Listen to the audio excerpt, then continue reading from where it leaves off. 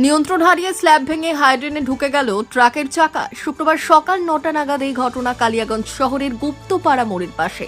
এই দুর্ঘটনায় কেউ হতাহত না হলেও এলাকায় বেশ চাঞ্চল্য ছড়ায়। স্থানীয় সূত্রে জানা গেছে, কাগজের কাপ বোঝাই ছিল এই ট্রাকে।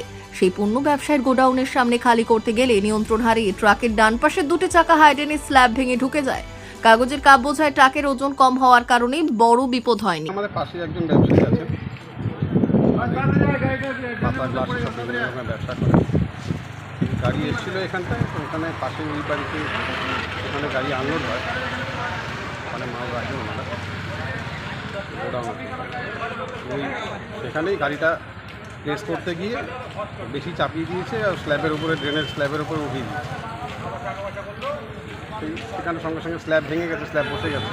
এই স্ল্যাবগুলো তার গাড়ি ওঠার জন্য নয়, ড্রেনের স্ল্যাব, যেহেতু ড্রেনের কভারের উপর সেখানে গাড়ি উঠিয়ে দিয়ে এখন গাড়ি ওটা বসে গেছে, চাকা বসে গেছে, ড্রেনটার স্ল্যাবগুলো ভেঙে গেছে।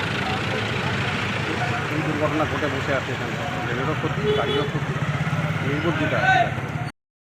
ব্যুরো রিপোর্ট, উত্তরের প্রহরী।